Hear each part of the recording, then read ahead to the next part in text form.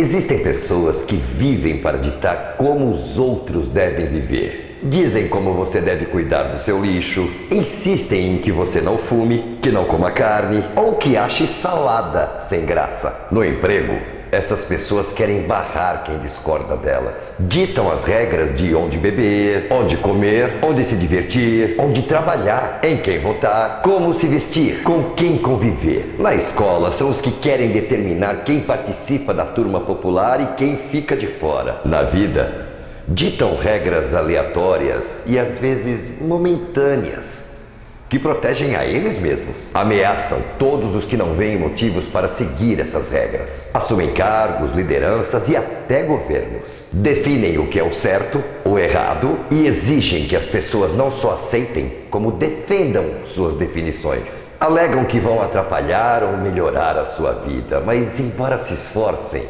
não tem esse poder todo. Etienne de la Boétie já ensinou há 500 anos. Gandhi ensinou há um século. Martin Luther King ensinou há 50 anos. Basta dizer e tocar a vida. Os supostos poderosos não têm poder nenhum quando não atribuímos poder a eles. Para evitar que alguém diga: se desobedecer, não vou permitir que você esteja onde eu estiver. Se não me seguir, não vou deixar usufruir das benesses que eu proporciono. Basta dizer primeiro: não tenho a intenção de estar no mesmo lugar que você. Tenho minhas próprias benesses, não preciso das suas. Pronto, a ameaça acabou antes de começar e o poder desapareceu. E aí, com a vida mais leve e mais simples, podemos nos dedicar ao que realmente importa. Vamos bater papo.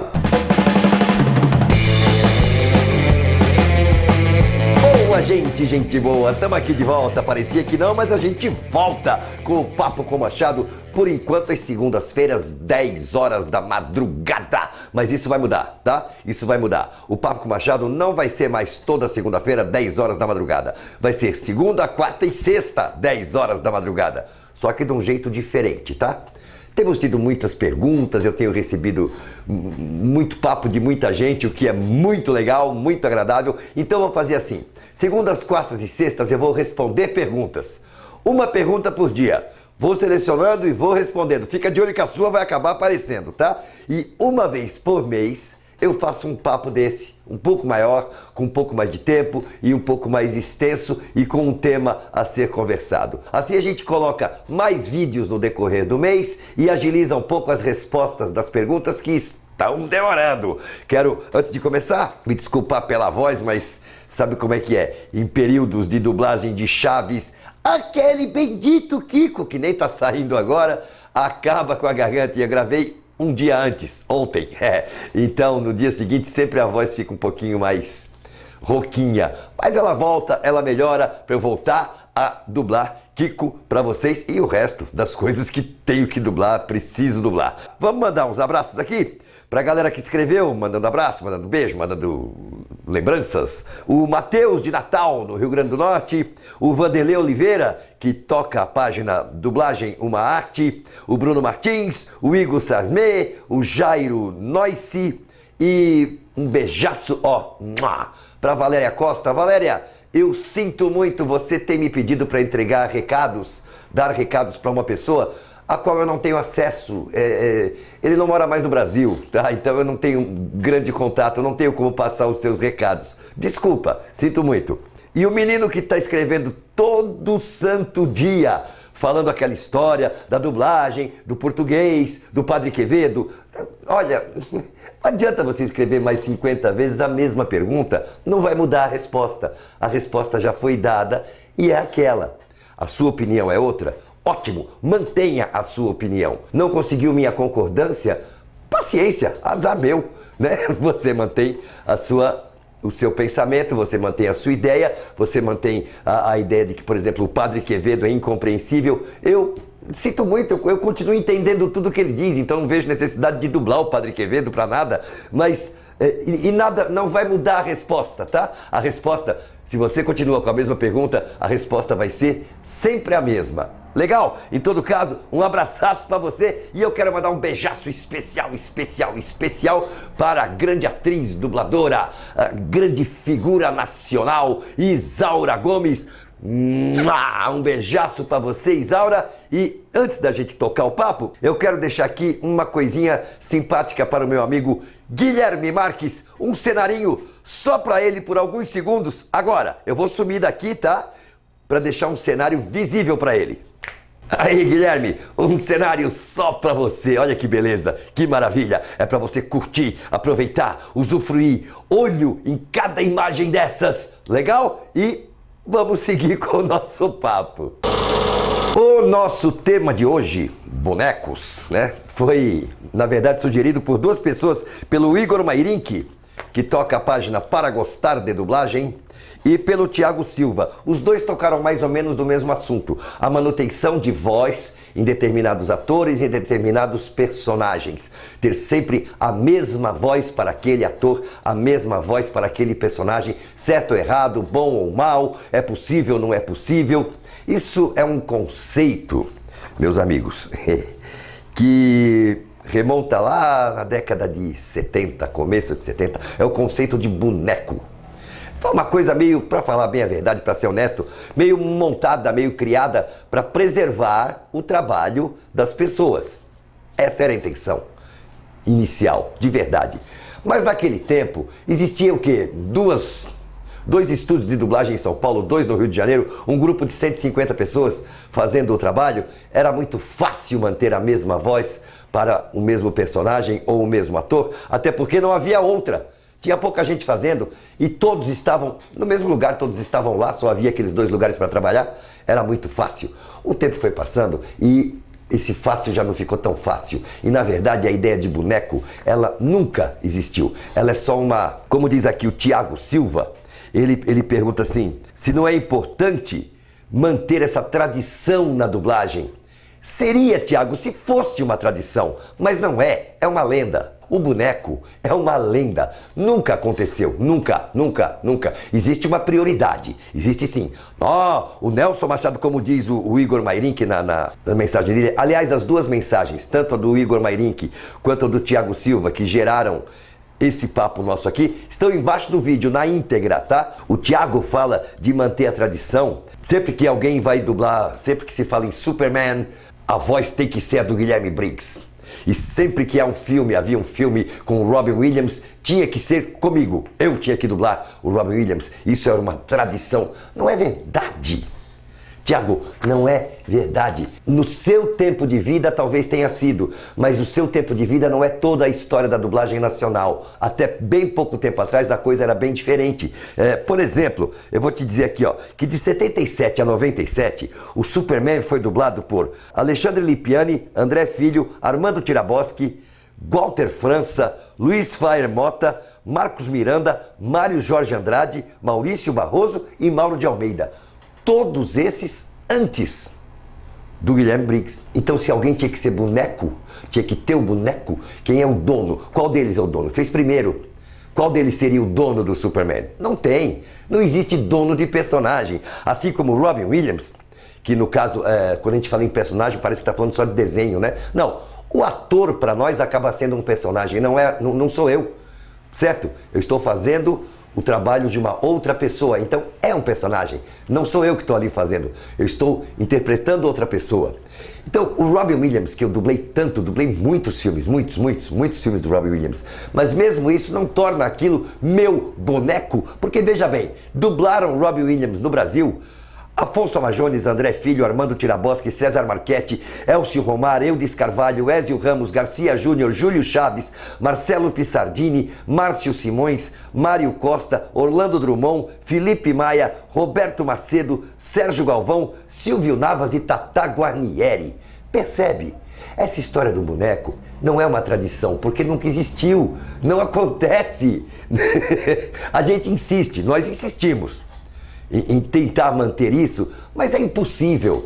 Não tem como manter a mesma voz para um dublador, para um ator, ou para um personagem, um desenho, uma animação. Não é possível. As pessoas morrem, as pessoas envelhecem, as pessoas se mudam, elas mudam de ramo, vão trabalhar em outra coisa. Não tem como. E mesmo quando a pessoa está viva, saudável, com a idade certa, e poderia fazer o papel, às vezes está ocupada naquele momento e outra pessoa é chamada. É assim que o trabalho funciona. Não somos nós que decidimos essas coisas. Quer ver um caso? Lá atrás, uma voz que você está muito habituado, a de Jerry Lewis, né? Viu muita Sessão da Tarde, não foi? Década de 80, muito filme de Jerry Lewis, sempre com a mesma voz. Boneco do Nelson Batista? Não! Antes do Nelson Batista, Jerry Lewis teve 4 dubladores. Marcelo Gastaldi, One Casarré, eu e Mário Monjardim. 4 dubladores antes do Nelson Batista. Não ficou boneco de nenhum dos 4. Por quê? Porque a Globo resolveu que queria o Nelson Batista. Com razão, queria padronizar. Já que todos os filmes estavam na Globo, ela queria todos com a mesma voz. Havia alguns com a do Nelson Batista, eles gostaram mais do Nelson Batista fazendo, padronizaram e redublaram tudo. Tudo bem, mas é o freguês que manda, compadre. Não tem essa história de respeita isso, respeita aquilo. Ó, meu boneco. Não existe meu boneco. Isso é uma utopia, é um sonho nosso, não uma tradição. E a história que gerou tudo isso, a história do Grinch, porque todo esse papo foi criado porque anunciaram que Lázaro Ramos vai ser a voz do Grinch nessa nova produção. E aí tem uma grita geral aí, tem um pessoal grande dizendo que não, que tem que ser Guilherme Briggs, que dublou o Grinch na outra produção. Vamos com calma. Guilherme Briggs dublou o Jim Carrey. Veja bem, Marcos Matias dublava Fred Flintstone. Passaram-se os anos, Marcos Matias morreu, a Warner pediu teste e eu ganhei o teste. E nos últimos 20 anos, tudo que aparece de desenho animado dos Flintstones, eu venho dublando. Não dublei uma coisa, o filme com John Goodman. Por quê? Porque o distribuidor preferiu a voz do John Goodman, não a voz do desenho, do Fred Flintstone. Tá certo? Tá errado? Não é problema de ninguém, só dele. Ele preferiu, ele escolheu e ele decidiu que Silvio Navas dublaria esse filme porque ele era a voz do John Goodman. Percebe? Quem vai ser escolhido?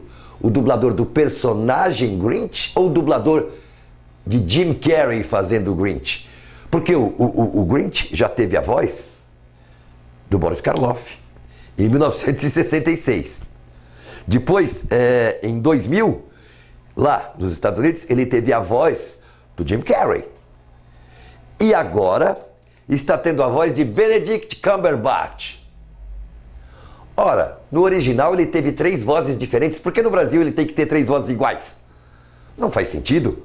Benedict Cumberbatch, que é a última voz de Grinch, depois de 10 longas metragens fazendo Sherlock Holmes, 10 filmes de 1h30 de duração, como Sherlock Holmes, no decorrer de 3 anos, no Doutor Estranho ele foi substituído pelo Fábio Azevedo. Por quê? Porque o cliente quis, o dono do filme quis, preferiu o Fábio Azevedo. Então, Benedict Cumberbatch é a voz do Nestor Chiesi? É a voz do Fábio Azevedo? Ou o que ele fizer deve ter a voz do Guilherme Briggs? Se pode qualquer um dos 3, por que não pode o Lázaro Ramos? Entende qual é o ponto? O Lázaro Ramos é um ator, um bom ator, talvez faça um excelente trabalho. Ah, mas vai demorar mais. Isso não é problema de ninguém. O problema de custo é de quem paga, e quem paga está disposto a pagar. Então, tudo isso é uma decisão do cliente, é uma decisão de quem paga, é uma decisão de quem contrata o trabalho. E quem contrata o trabalho quer o Lázaro Ramos. Por quê? Porque o Lázaro Ramos é famoso, porque ele supõe que Lázaro Ramos vai trazer mais público para o filme dele.